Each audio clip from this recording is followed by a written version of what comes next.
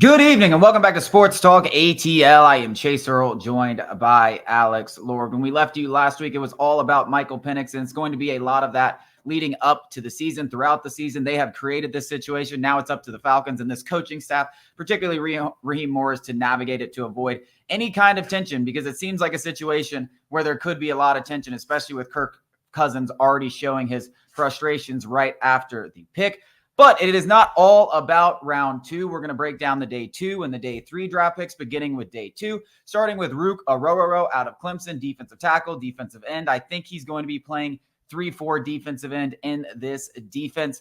The Falcons move up 8 spots. They give up one of their third-round picks. A lot of people viewed it as a reach. PFF called it one of the biggest reaches of the draft outside of Michael Penix.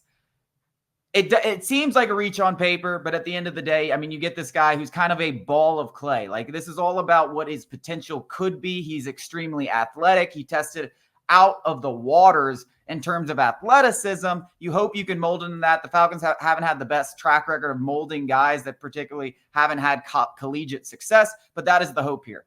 I mean, they haven't had success really anywhere on day 2. If you want to look back at Terry Fontenot's resume, Desmond Ridder, Troy Anderson, jury's still out on him because of injuries. Arnold Ebiketie is expected to take on a bigger role this year. He's only ever totaled 6 sacks. You could go back. I mean, Jalen Mayfield, obviously, we know that didn't work out. The hope is somebody like Ruke Orhorhoro, excuse me if I said that wrong, doesn't blossom. I don't think anybody would be shocked, because I think, to a certain extent, if you're the Falcons or if you're anybody, I say this a lot, like, you shouldn't be making decisions based on outside perspective. If you're convicted in who Ruke Orhorhoro could be, then, draft him. But generally speaking, when the entire NFL world kind of looks at you and tilts their head and questions, because everybody, it wasn't just, Matt Miller or Mel Kiper or Trevor Sikkema. Everybody who's respected in the draft industry was left scratching their head, not only at the Michael Penix pick, but also with the Falcons trading up, giving up a very valuable third-round pick. A top 100 pick is extremely valuable in the NFL. You give up that pick to move up, like Chase said, 8 spots. Like Chase said again, he, tested out of this world in terms of RAS, the relative athletic score. And, if you want to talk about him in a ball of clay and the coaching staff is different than it was under Arthur Smith, you can kind of paint it in a better light. But again, I'm just here questioning, do the Falcons deserve the benefit of the doubt? This kid, Ruke Orhorhoro, definitely deserves the benefit of the doubt. But again, it's not about Michael Penix, the prospect. It's about the Falcons and their process.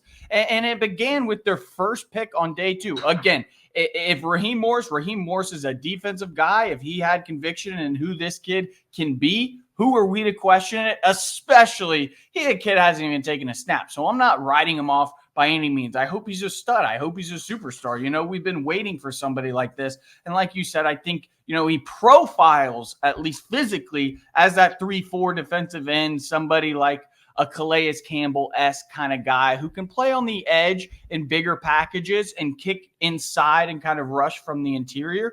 And it is something the Falcons needed. And I think, they realize that their next 3 picks after Michael Penix all across the defensive line. Yeah, I mean, that's the one thing I think all Falcons fans can take some solace in. We wanted them to go out there and draft defensive linemen. Well, they didn't do it with their first pick, but then you didn't see a defensive player drafted until pick 15. Mm-hmm. And we find out later that they were trying to get back in there and draft Laiatu Latu. We find that out the next day. So if you're just hearing that, yes, the Falcons did aggressively try to do that. They didn't get it done, but they do take 3 defensive linemen, hopefully guys that can immediately come in and be contributors, because that's really what this team needs. I mean, obviously, I still think they add a veteran or two. Maybe it's a Calais Campbell, maybe it's a Bud Dupree, maybe it's somebody else. But these guys do need to come in and really make an impact from day 1. And when you go out there and you spend a second and a third-round pick to move up to pick 35 and draft this kid, you're not going out there to do that because he's not to be a day 1 starter. You're drafting him to be there. The one thing we also can take solace is, and there was 6 defensive tackles taken right after Orhorhoro was picked. So there definitely was a lot of teams lining up to take him, and maybe that's why they felt the need to go up and get their guy. So I don't know if anyone would have taken him, but you are making that saying he's the best of this bunch. Yeah. So out of those 6 guys, you're basically saying this guy needs to come up out there and be better than all those guys. The 35th pick is, by all intents and purposes, a glorified, first-round pick. You don't get the 5th-year option by any means, but, that's 3 selections away from being a first-round pick. That is an extremely valuable, in terms of like draft compensation, valuable pick. If you drafted that guy to kind of be like, oh, we're going to sit and develop and be, I again question the process. Hopefully that is not the goal. Hopefully the goal is we're going to get him in there and he's going to make an impact immediately. Yeah. So that was met with questions. Michael Penix was obviously met with questions. After 2 rounds, I think every Falcons fan was ready to just jump off a bridge. And listen, I was there questioning it too. I'm not going to the prospect of these guys. I hope they turn out to be great. There's definitely some exciting aspects of both players. Penix has an unbelievable arm that you just cannot teach. Matthew Stafford, Josh Allen-esque in that respect. Can they develop him into that quarterback, that next franchise quarterback? That remains to be seen. This guy, Orhorhoro, fantastic athletic measurables. Can they develop into being a starting caliber defensive lineman pretty quickly? Because that's why you're driving 35th. Remains to be seen. But universally, everyone loved their 3rd-round pick in Bralen Trice out of Washington, the defensive captain, the offensive captain. They get them both out of Washington. Usually a pretty good thing to do when a team goes to the national championship and draft players from that team.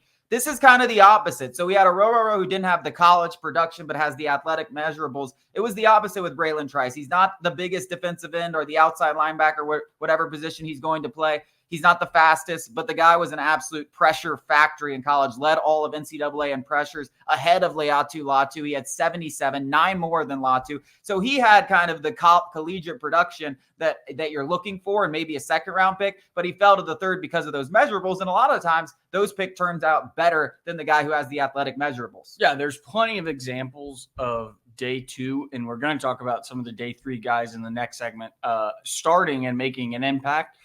You just saw it in Los Angeles with Raheem Morris and some of those guys that the Rams drafted on the defensive line.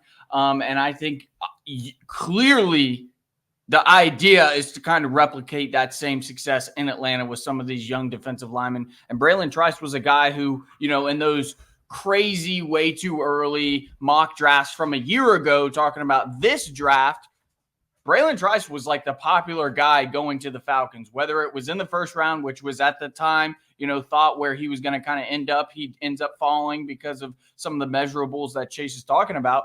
But again, I think, even from a year ago, people were dreaming of a guy like Trice coming to Atlanta, and hopefully him and, maybe a guy like Arnold Ebiketie can kind of eventually, when you're talking about a 3rd-round pick, you probably don't expect him to start immediately, but hopefully he can kind of cement himself opposite Arnold Ebiketie. Yeah, I mean, I think it's exciting. I also think it's funny because everyone's going to judge this draft before any of these guys take a snap, and everyone's so high on Bralen Trice, and everyone's down on Orhorhoro, and obviously the Falcons are higher on Orhorhoro than they are Trice. So it is going to be funny how all this stuff pans out. It's important to remind everybody that if you go and look back at the draft grades, which are fun to talk about, they're always crap. AJ Terrell, I think, was a C-. Chris Lindstrom was a D. Those are 2 of our best players in the NFL. You go and look back at like Vic Beasley, it was an A and things like that. So always take the grades with a grain of salt. Again, they're smart people. Look at the most respected names in the game. But again, grading drafts and these kids, they haven't even reported to rookie minicamp. Always take them with a grain of salt. Yeah, so we are going to get into the day 3 picks. At least the 4th rounder, very exciting pick for the Falcons as well.